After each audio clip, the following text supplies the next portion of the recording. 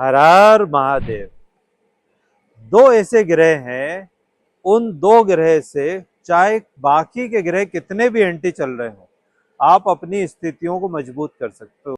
आपने देखा होगा ना कि कई बार पिक्चरों में या ऐसे भी समाज में कुछ लोग होते हैं, वो कहते हैं अरे भाई उसके ऊपर भाई का हाथ है, अरे वो उनका खास आदमी है।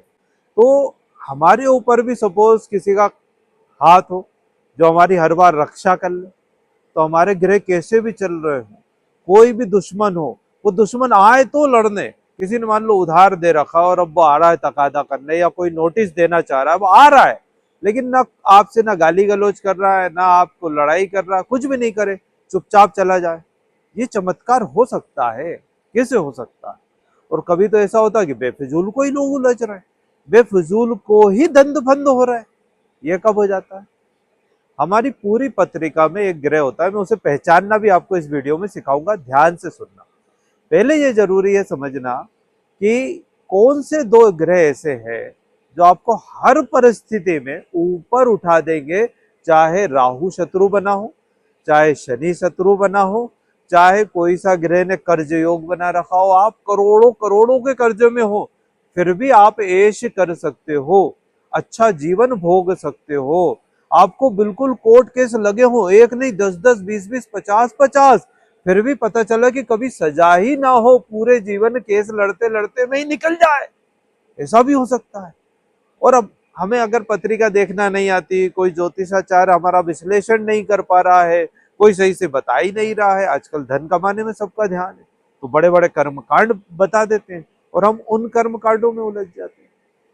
तो इन सब को छोड़ के दो ग्रह पे फोकस करो। अच्छा, ये दो ग्रह क्या है, सबके अलग अलग हैं, इसलिए आपका कौन सा है उसे मैं निकालना भी बताऊंगा और ये भी बताऊंगा कि कौन सा होता है। अगर आपका लग्न मजबूत है, क्या मजबूत है? लग्न। अब लग्न कैसे पहचानोगे? लग्न में जो ग्रह बैठा हो वो लग्न अधिपति नहीं होता, लग्न में जो नंबर लिखा हो वो नंबर का अधिपति लग्न अधिपति होता है। मैं आपको सरल भाषा में समझा रहा हूं।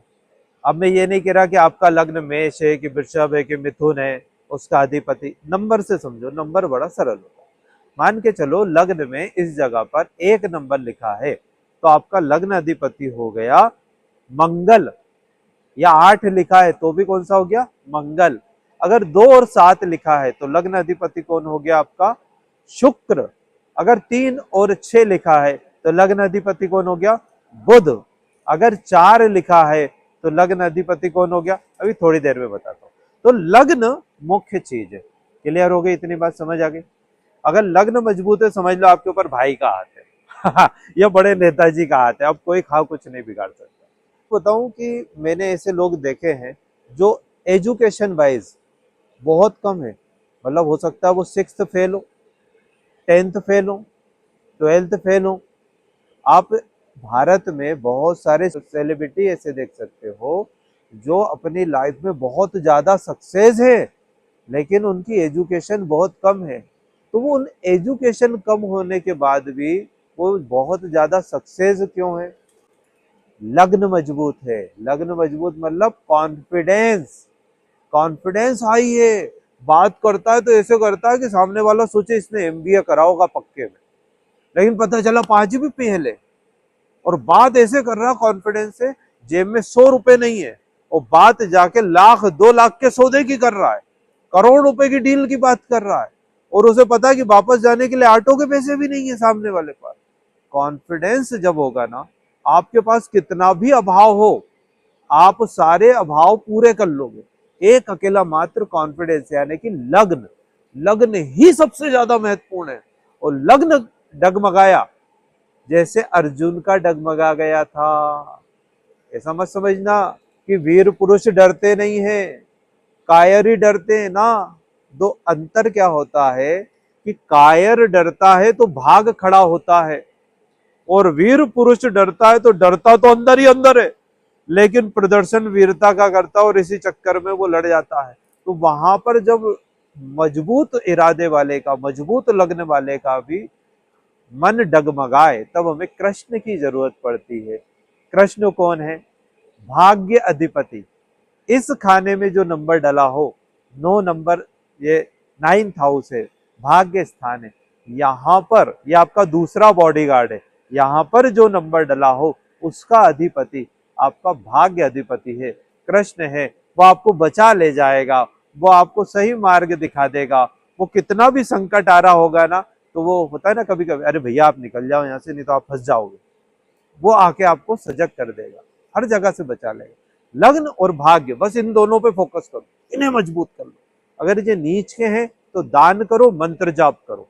अस्त है तो मंत्र जाप करो, और उच्च के हैं तो इनका नग भी पहन सकते हो, मंत्र जाप भी कर सकते हो।